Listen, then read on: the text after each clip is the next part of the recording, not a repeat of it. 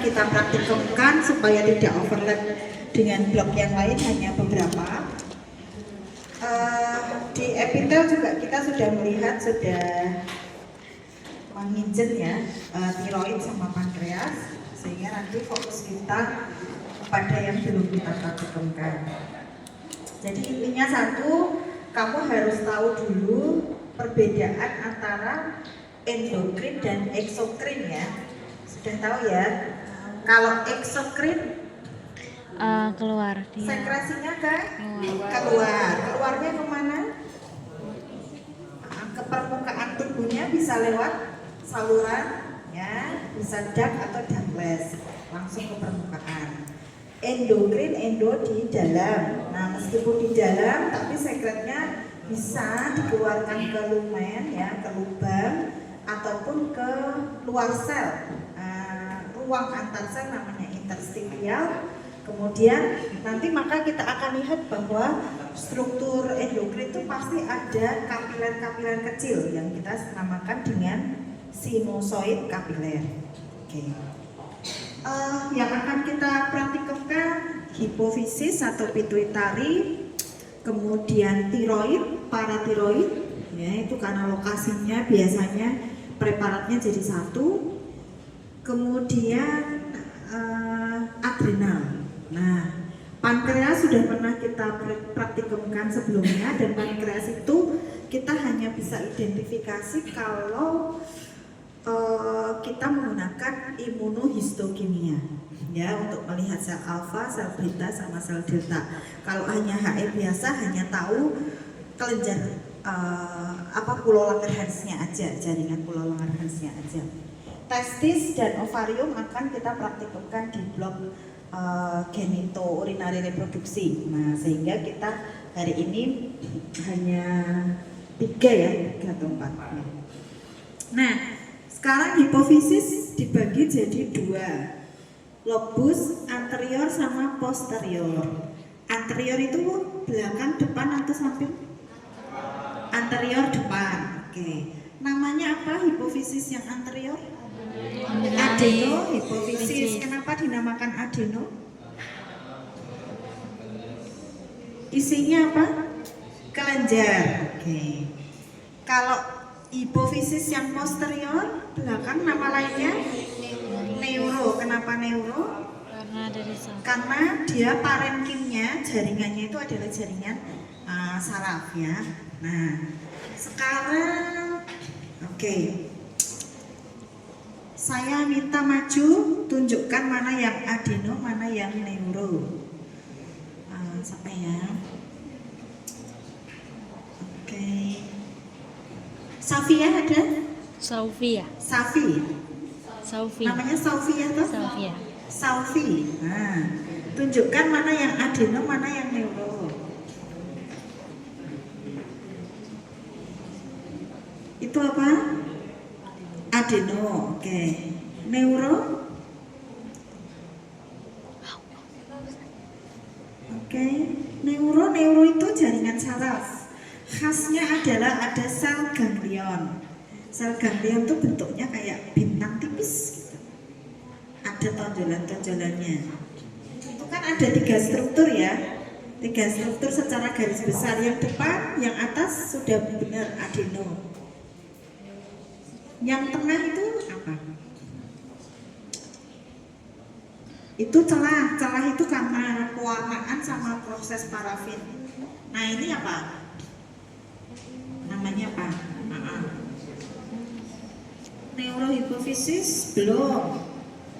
Neurohipofisis yang mana? Neuro? Ya, bagian itu neurohipofisis ya, tapi yang kamu tunjuk itu adalah contoh pembuluh darah atau kapiler. Oke, bagian antara adeno yang atas dengan neuro yang pucat yang bawah itu ada satu area tipis. Nah, ada yang bisa nebak? Pars siapa? Pars intermedia. Pars intermedia. Oke, semua menjawab itu, tapi itu salah. Siapa? Mbak, maju. Maju. Siapa itu?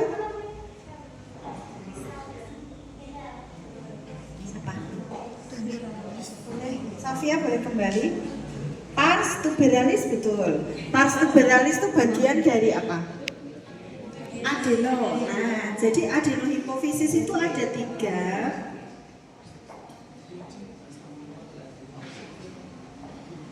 Bagian mayoritas itu pars apa? Bagian banyaknya 80% pars distalis. Oke. Selain pars distalis, ada pars apa? Intermedia. Intermedia itu adalah perbatasan ya, perbatasan antara neuro dan adeno. Ya. Oke. Nah, jadi konon ya anterior dengan posterior itu hipofisis itu digantungkan. Jadi mereka tuh ada tangkainya yang menyaut atau menempel ke hipotalamus. Ya, namanya infundibulum atau infundibulum stalk, ya, tangkai infundibulum. Sehingga pada saat buat preparat itu kalau orangnya nggak ngerti histologi, biasanya kalau infundibulumnya nggak ada, maka yang ada di antara adeno sama neuro di jaringannya itu adalah pars intermedia. Tetapi kalau mereka motongnya sejak infundibulumnya, sejak tangkainya, terus tangkainya di press gitu ya, pas buat preparat, maka akan masuk pars tuberalisnya. Maka kadang-kadang kebanyakan komersil preparat histologi itu banyak yang pars tuberalisnya nggak ada, karena dia nggak motong tangkainya. Nah ini, jadi ini adalah infundibulum ya, yang bagian tengah tangkainya, kemudian bagian tepinya ini adalah pars tuberalis dari adenohipofisis, karena pars tuberalis itu bagian adeno tapi dia nutupin infundibulum, jadi kayak corong ya. Jadi dia kayak corong, kayak kelopak bunga, terus tengah-tengahnya itu tangkainya si infundibulum. Sehingga daerah ini yang nempel ke infundibulum itu neuro ya, masuknya tangkai itu nanti masuknya adalah jaringannya neuro. Jadi kalau ada neuro itu di tengah-tengah, nah itu adalah stalknya. Kemudian ini tuberalisnya. Nah, baru setelah pars tuberalis kita ketemu sama intermedia. Khasnya intermedia ada gambaran apa? Ada gambaran apa? Kantong-kantong yang dinamakan Rathke. Nah, Rathke kisis ya, atau kantong Rathke. Ada yang bisa menebak pars intermedia dengan kantong Rathke? Kantong Rathke itu kantong tinggalan pada saat masa embriogenesis atau pertumbuhan dan perkembangan hipofisis saat bayi. Kadang-kadang kalau sudah dewasa dia akan menghilang. Namanya kantong Rathke. Ya, isinya itu hampir sama folikel, jadi ada massa koloidnya ya, biasanya protein. Ada yang bisa memberitahu yang mana Rathke? Ini perpustakaan kecil. Siapa ya? Kevin, maju Vin. Yang bentuknya kantong-kantong kayak folikel, ada massa koloidnya yang mana? Nah, ya, itu adalah Rathkesis ya. Jadi ini adalah pars intermedia, ini Rathkesisnya ini. Saya besarkan.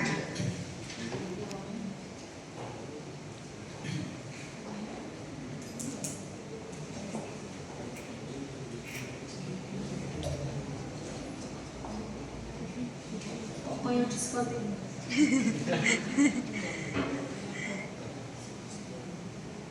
Nah, jadi ini Rathkesisnya ini ya. Sampai, nah itu kelihatan. Isinya kan nanti agak mirip sama tiroid ya, folikelnya. Oke. Nah kalau ada ini, ya ini adalah pembuluh darah kapiler yang kecil-kecil.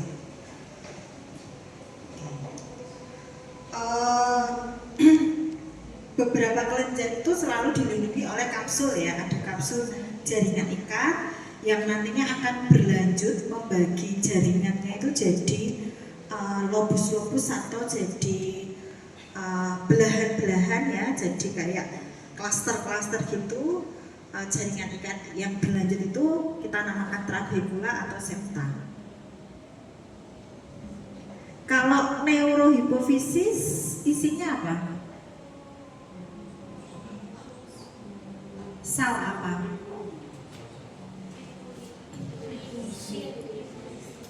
Isinya apa aja neurohipofisis? Ini neurohipofisis. Pituisit dan badan herring. Pituisit sama Badan herring. sel Herring body. Oke. Pituisit itu adalah sel neuroglia ya, sel neuroglia dia astrosit, astro kan bintang ya. Cak Ungu itu kan astro. Aroha ya, fansnya namanya Aroha. Kok Bu Tiwi apa tuh ya? Nah.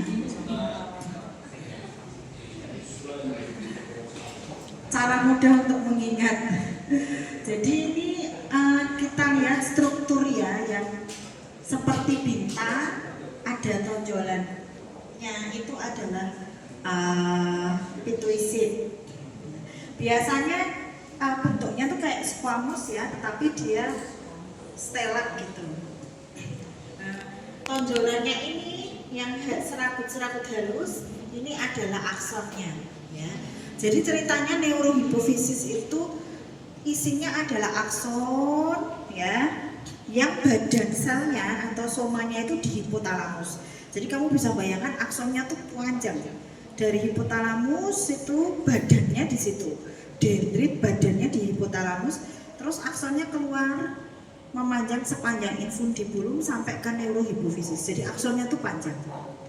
Nah, karena mereka itu menyekresikan hormonnya itu lewat sel neuron, maka ujung akson itu beberapa akan melebar karena ada kantong-kantong vesikel yang kita namakan dengan Badan.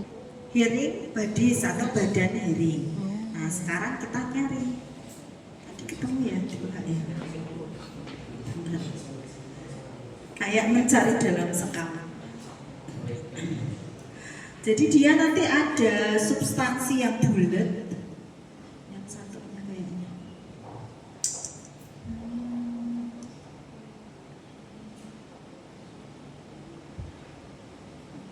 Ini masih rangka.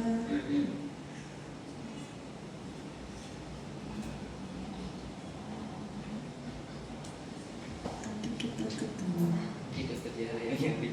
Ada kok. Ada.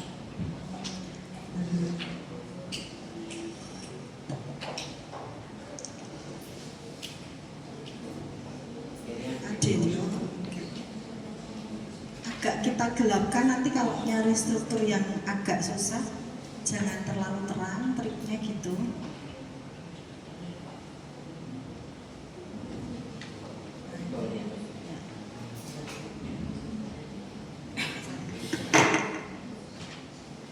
Susah memang.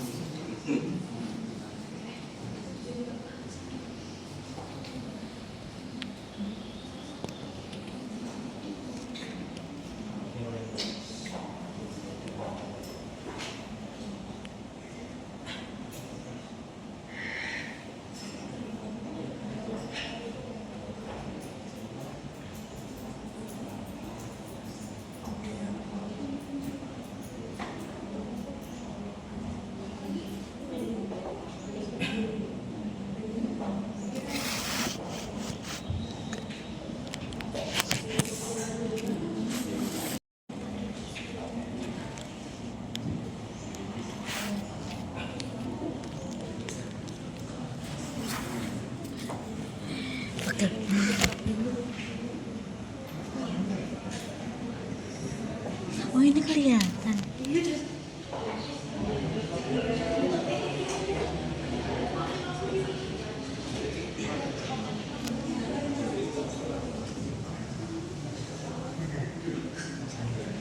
Ini kayaknya ya, sama ini.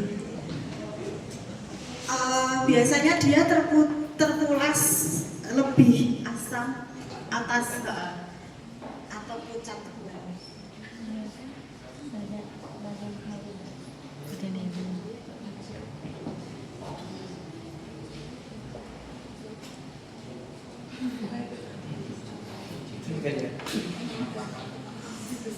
Tapi kurang lebar. Iya. Tapi kayak Iya. nah itu ujung akson, berarti kita lihat aja ini kan aksonnya ya, kemudian ada vesikelnya di dalamnya. Susah.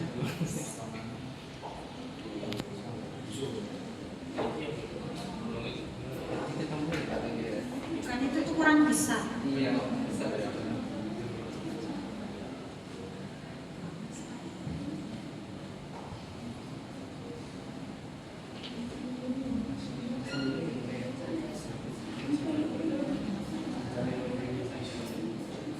Oke, kemudian sebentar, kita ke adenohipofisis. Untuk adenohipofisis, selnya ada berapa? Adenohipofisis, selnya ada berapa? Kromofil sama kromofob.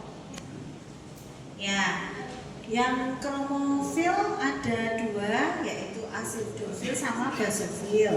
Asidofil itu karena selnya tercat asam ya, jadi warnanya adalah merah atau orange pada pewarnaan tertentu.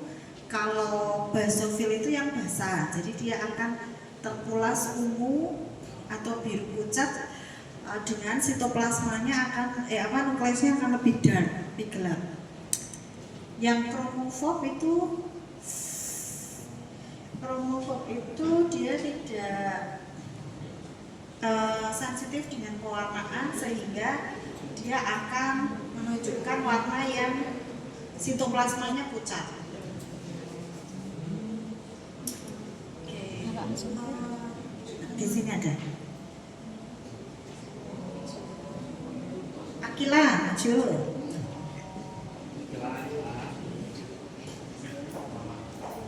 Mana yang kromofob? Ini kromofobnya pas banyak.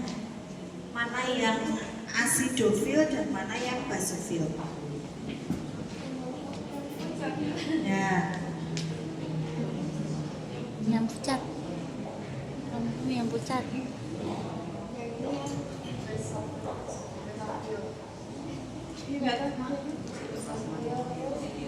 sitoplasmanya juga dilihat. Kalau sitoplasmanya lebih pucat, lebih muda, itu dia adalah asidofil. Ya. Yang merah-merah jangan salah tunjuk, yang merah-merah itu kapiler sinusoid ya, dia sel darah merah. Itu yang merah-merah ini bukan ya, dia sel darah merah. Oke. Kenapa? Pink, yang pink mana? Sebentar, saya geserkan. Kok beda ya? Nah, ini yang kelihatan nih. Oke. Ya, Itu asidofil. asidofil. Basofil lebih ke biru ya, biru ungu. Atas. Ya, betul. Nah, jadi yang ini asidofil, ini basofil, asidofil. Ini sel darah merah ya, yang ini bukan. Ini kapiler sinusoid, jangan salah. Ya. Terus yang ini sitoplasmanya cair ya, enggak bening, ini adalah kromofob. Ini kromofob ya, kromofob.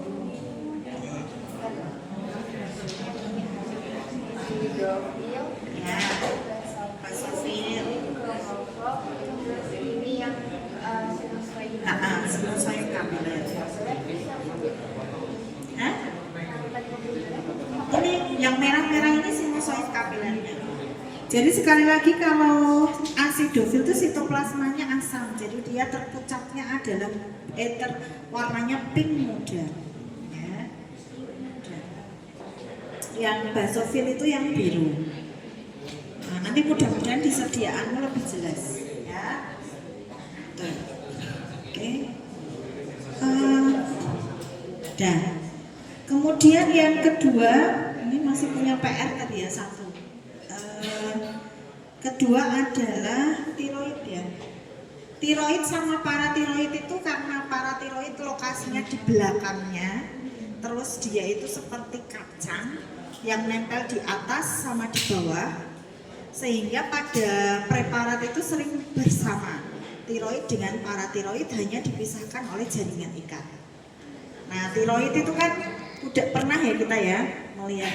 Jadi tiroid itu dibagi ke dalam folikel-folikel atau kantong-kantong. Nah, ini paratiroidnya. Ya, jadi mereka itu dibungkus kapsul bersama, kemudian ada dipisahkan oleh lemak dan jaringan ikat. Nah, tiroid itu khasnya kantong-kantong folikelnya itu bentuk dan ukurannya bervariasi sesuai dengan aktivitas kelenjarnya, sehingga sel pembatasnya atau sel yang kita sebut dengan sel folikular atau sel folikel, nama latinnya adalah tirocytus. Tiro itu kelenjar tiroid, situs itu sit itu kan sel ya. Kemudian menghasilkan hormon apa kelenjar tiroid? Tiroksin, sehingga kita menyebutnya adalah tirocytus T atau sel T ya. Nah, jadi tirocytus T itu yang membatasi folikel, sehingga kita namakan sel folikel.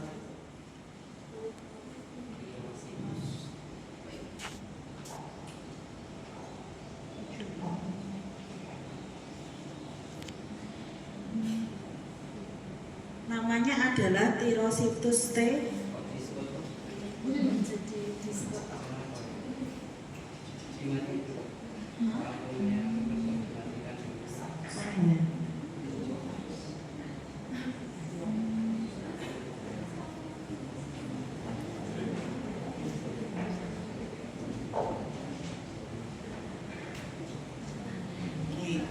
Nah, jadi ini paratiroid ya, sebelahnya adalah tiroid. Oke. Perhatikan ya sel yang membatasi kantong folikelnya.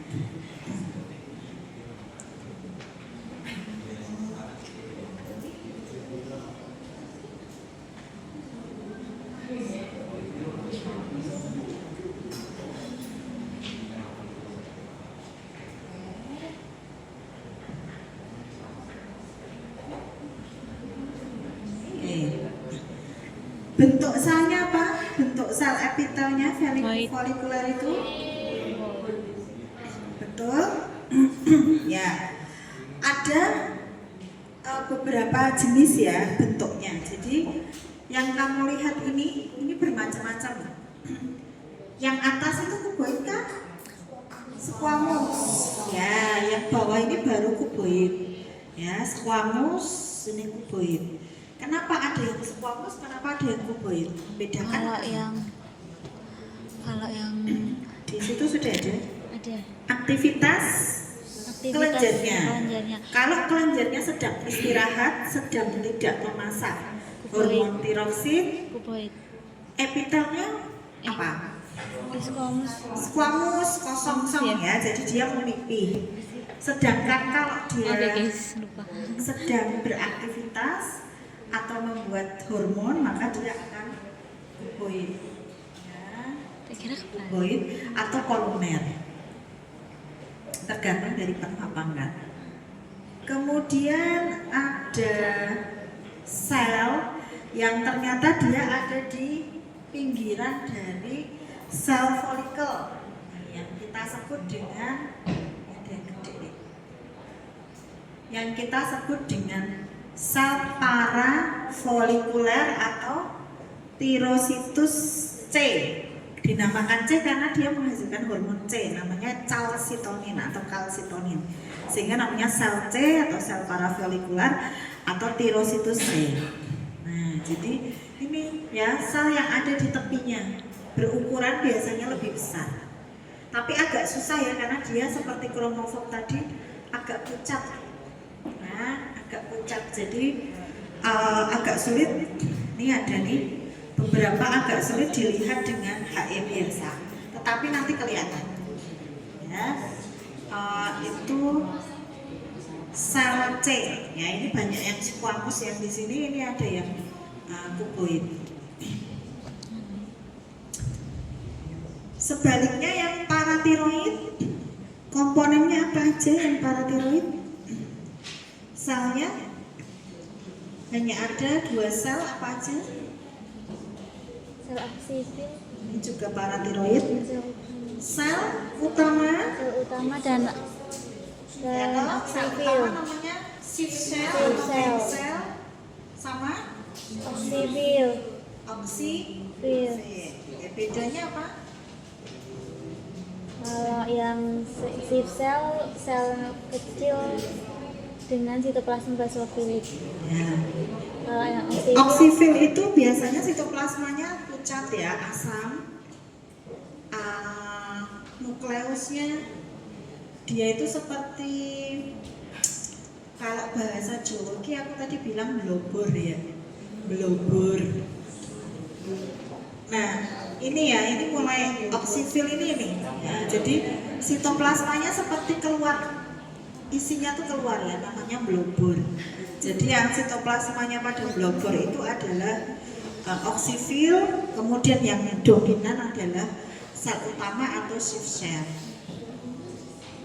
Nah, jangan salah sama pembuluh darah ya, ini banyak juga pembuluh darahnya. Nah, ini oksifil ya, oksifil. Kalau yang di tengah-tengah ini pembuluh darah. Ada vena kecil ataupun kapiler. Ada vena kecil. Kalau kapiler tuh kayak sinusoid memanjang. Kalau yang bulat-bulat itu vena kecil atau arteriola kecil. Arteri afera. Bisa dipahami sampai di sini? Nih. Jadi yang jemberawut, yang pink-pink itu ya, yang kayak blobor itu adalah oksifil. Lain-lainnya itu yang main cell. Ini oksifil.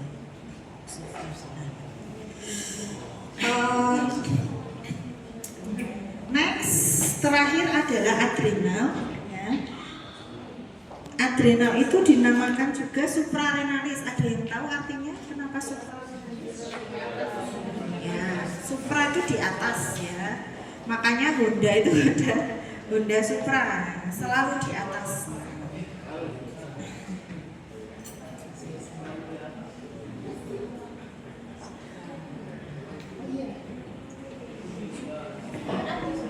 Adrenal juga dibungkus ya, ada kapsulnya. Kemudian kalau potongan organnya biasanya dari luar ke dalam itu korteks ya, kita bagi jadi korteks, medula yang bagian tengah, kemudian biasanya ada korteks lagi di tengah. Anak pemotongannya. Ada korteks, medula, korteks. Ya. Ada yang bisa menunjukkan korteks, medula, korteks?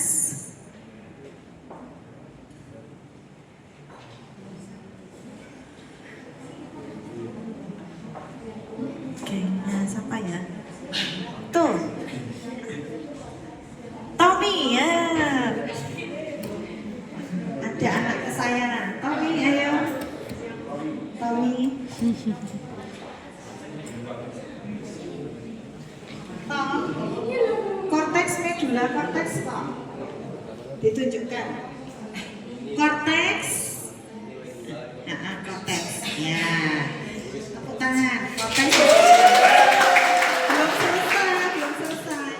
Korteks dibagi jadi berapa zona? 3. Apa aja dari luar? glomerulosa, Fasciculata, sama reticularis. Nah, tunjukkan yang glomerulosa aja. Glomerulosa namanya kan dari kata glomerulus sehingga lapisan terluar. ya jadi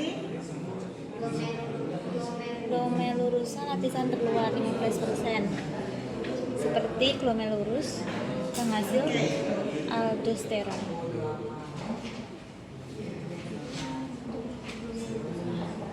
Yang paling atas. mana yang glomerulosa? Bukan bawahnya.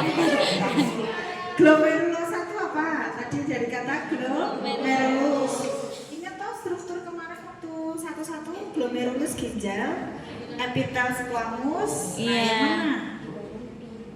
Bulat-bulat. Nah, iya. Ya itu cuy. Atasnya. Nah, Nah itu berarti zona Glomerulosa. glomerulosa. Biasanya dia emang tipis ya, hanya 1 atau 2 lapis. tipis. Bawahnya glomerulosa zona apa tadi? 1% aja. Yang panjang-panjang. Kalau Di bawahnya ini apa? Gikulata 80%, Ya. makanya banyak. Di bawah glomerulosa tadi pakai F. Fasciculata. F. Fasciculata. Fasciculata. Nah, fasciculata dia tersusun seperti tubulus ya, dari panjang-panjang. Selnya itu ada foamnya ya, ada foamingnya, karena ada tetes-tetes glikogen sama apa namanya lemaknya, karena bahan baku hormonnya di situ. Yang di bawah setelah fasciculata apa tuh? Reticularis. Reticularis. Lapisan terdalam, Reticularis zona khasnya terkecil. adalah 7%. dia bentuknya radier itu seperti ruji-ruji ya. Nih, jadi itu coba kamu coba itu. Di bawahnya fasciculata yang kayak pete. Nah, benar, itu adalah reticularis. Di atasnya tuh masih fasciculata. Ya, reticularis seperti itu. Berarti reticularis sedikit dong. Ya? Sedikit aja. Reticularis lumayan, yang agak sedikit hanya glomerulus yang di atas seperti glomerulus. Oke, tepuk tangan untuk Tommy. Bawahnya ini adalah semua yang ungu ini adalah medula. Ya, Medula, medula bawah. ada sel ganglion ya, kromafin itu sama sel ganglion. Bedainnya agak susah, tapi mayoritas adalah sel kromafin ya. Yang ungu ini kromafin, di antaranya baru ada ganglion. Ganglion itu yang tadi kayak pituisit ya, jadi dia yang pipih kemudian ada stelatnya. Nah ini ganglion ya. Kalau ini kromafin yang ungu, di antaranya ini baru yang ganglion. Ini ganglion. Oke, bisa dipahami? Oke, praktikumnya hanya itu. Silahkan dicermati, digambar, ya, lihat betul-betul preparatnya. Setelah itu nanti bisa mengerjakan post-test ya. Post-test saya buka sekitar 12.15 paling cepat. Boleh 12.30. Jangan lupa mengerjakan post-test sebelum meninggalkan ruangan ini. Oke, itu aja. Selamat menggambar dan mengamati. Terima kasih. Assalamualaikum warahmatullahi wabarakatuh.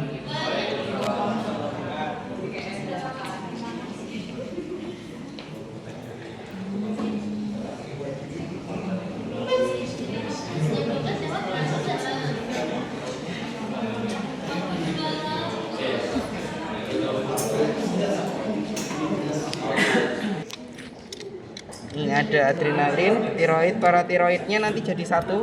Tiroid sama paratiroidnya jadi satu. Jadi nanti dipoto di bagian paratiroid sama bagian tiroidnya.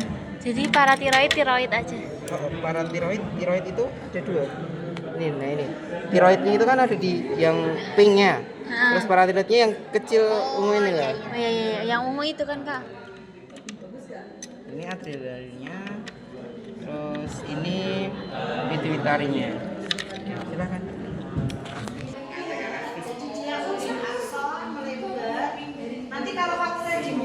Berin dia bodies. lebih ada granul-granulnya di dalamnya. Ya. Nanti coba kamu lihat sendiri. Granul-granulnya Apa itu?